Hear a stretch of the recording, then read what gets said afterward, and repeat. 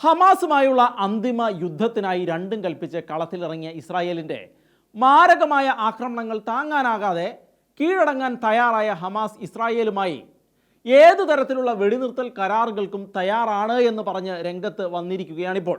എന്നാൽ ഹമാസ് തീവ്രവാദികൾ ബന്ദികളാക്കിയിരിക്കുന്ന തങ്ങളുടെ മുഴുവൻ പൗരന്മാരെയും മോചിപ്പിച്ച് ഇസ്രായേലിന് കൈമാറുന്നതുവരെയും ഗാസയിൽ നിന്ന് ഒരു അടി പോലും പിന്നോട്ട് പിന്മാറുകയില്ല എന്നും ഗാസയുടെ ചില ഭാഗങ്ങൾ സ്ഥിരമായി പിടിച്ചെടുക്കുമെന്നുമുള്ള ശക്തമായ മുന്നറിയിപ്പുമായി ഇസ്രായേൽ പ്രതിരോധ മന്ത്രി ഇസ്രായേൽ കാറ്റ്സും കളം കൊഴിപ്പിച്ച് രംഗത്ത് വന്നിരിക്കുകയാണ്.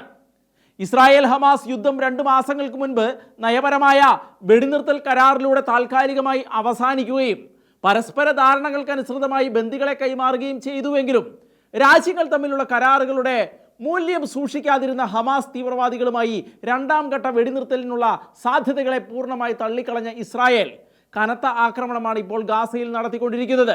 അതോടെ പതിവ് തീവ്ര നയങ്ങൾ പുറത്തെടുത്ത ഹമാസ് ഇസ്രായേൽ വെടിനിർത്തൽ കരാറുകൾ ലംഘിച്ചാണ് യുദ്ധം ചെയ്യുന്നത് എന്നും അതിനാൽ തങ്ങളുടെ തടവറയിലുള്ള 56 ഇസ്രായേലി ബന്ദികളെ തങ്ങൾ കൊല്ലുമെന്നുമുള്ള ഭീഷണികളുമായി രംഗത്ത് വന്നിരുന്നു.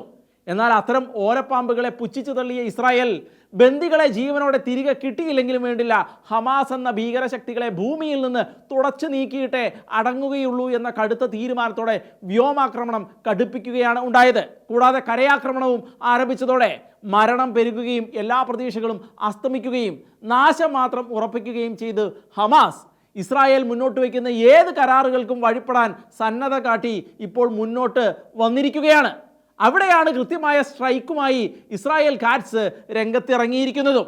ഇവിടെ ഇസ്രായേലി ബന്ദികളെ ഹമാസ് മോചിപ്പിക്കുന്നതുവരെ ഗാസ മുനമ്പിൻ്റെ പ്രധാന ഭാഗങ്ങളിൽ ഇസ്രായേൽ പ്രതിരോധ സേന ശാശ്വതമായി തന്നെ നിലയുറപ്പിക്കുമെന്നും അനിവാര്യമായാൽ അത് പിടിച്ചെടുക്കുമെന്നും ഇസ്രായേൽ പ്രതിരോധ മന്ത്രി വ്യക്തമാക്കിയെങ്കിലും ഗാസയിൽ നിന്ന് ഒരടി പോലും പിന്മാറില്ല എന്നും ഗാസയിലെ കൂടുതൽ പ്രദേശങ്ങൾ പിടിച്ചെടുക്കുകയും അമേരിക്കയുടെ നിർദ്ദേശങ്ങൾക്കനുസൃതമായി തദ്ദേശീയരെ ഈജിപ്തിലേക്ക് ഒഴിപ്പിക്കാനും ഇസ്രായേൽ ജനവിഭാഗങ്ങളെയും IDF സൈനികരെയും സംരക്ഷിക്കുന്നതിനുമായി ഗാസയ്ക്ക് ചുറ്റുമുള്ള സുരക്ഷാ മേഖലകൾ വികസിപ്പിച്ചെടുക്കുവാനുമാണ് ഇസ്രായേൽ സേനയ്ക്ക് പ്രതിരോധ മന്ത്രാലയം നിർദ്ദേശങ്ങൾ നൽകിയിരിക്കുന്നത്. ഇപ്പോൾ അമേരിക്കൻ പ്രസിഡന്റ് ഡൊണാൾഡ് ട്രംപിൻ്റെ നിർദ്ദേശങ്ങൾക്കനുസൃതമായി മുന്നോട്ട് വന്നിരിക്കുന്ന ഈജിപ്ത് ഗാസയിൽ നിന്ന് ഒഴിപ്പിക്കുന്ന പലസ്തീൻ ജനതയ്ക്ക് താൽക്കാലികമായി താമസം ഒരുക്കുവാൻ തയ്യാറാണെന്ന് വ്യക്തമാക്കിയിട്ടുമുണ്ട്. ഗാസയിൽ നിന്ന് ഒഴിപ്പിക്കുന്ന 1,00,000 പേരെ സംരക്ഷിക്കുവാനുള്ള ക്രമീകരണങ്ങളാണ് തങ്ങൾ ക്രമീകരിച്ചിരിക്കുന്നത് എന്ന് ഈജിപ്ഷ്യൻ പ്രസിഡന്റ് അബ്ദുൽ ഫത്താഹ് അൽ സിസിയെ ഉദ്ധരിച്ചുകൊണ്ട് ലെബനീസ് പത്രമായ അൽ അക്ബർ വാർത്ത റിപ്പോർട്ട് ചെയ്തിട്ടുണ്ട്. ഇസ്രായേൽ മുന്നോട്ട് വയ്ക്കുന്ന ധാരണകളുടെ അടിസ്ഥാനത്തിൽ തന്നെ ബന്ദികളുടെ മോചനം നടപ്പിലാക്കണമെന്നും ബന്ദികളെ മോചിപ്പിക്കാൻ ഹമാസ് കാണിക്കുന്ന ഉദാസീനതകൾ അവർക്ക് തന്നെ വിനയായി മാറുമെന്നും അതിന് ആനുപാതികമായി ഗാസയുടെ കൂടുതൽ പ്രദേശങ്ങൾ അവർക്ക് നഷ്ടപ്പെടുമെന്നും അത് ഇസ്രായേലിനോട് കൂട്ടിച്ചേർക്കുമെന്നുമുള്ള ശക്തമായ നിർദ്ദേശങ്ങളാണ് കാറ്റ്സ് ഇപ്പോൾ നൽകിയിരിക്കുന്നത്. ഇത്രനാളും പുറത്തെടുക്കാത്ത നീക്കങ്ങളാണ് ഇക്കുറി ഇസ്രായേൽ മുന്നോട്ട് വെച്ചിരിക്കുന്നത്. ഹമാസ് വാക്ക് പാലിക്കുകയും ബന്ദികളുടെ മോചനം ഉറപ്പാകുകയും ചെയ്യുന്നതുവരെ ഗാസയിൽ ശക്തമായ സൈനിക സമ്മർദ്ദം തുടരുവാനും അതിനായി ഗാസയിലെ ഓരോ പ്രധാനപ്പെട്ട പോയിന്റിലും ഒരേ സമയം 4 വ്യത്യസ്ത സേനകൾ ജാഗരൂകരായി പ്രവർത്തിക്കുന്നുണ്ട് എന്നതും ഇസ്രായേൽ രണ്ടും കൽപ്പിച്ചുള്ള നീക്കങ്ങൾക്കാണ് കളത്തിൽ ഇറങ്ങിയിരിക്കുന്നത് എന്ന കാര്യം ഊട്ടി ഉറപ്പിക്കുന്നതാണ്.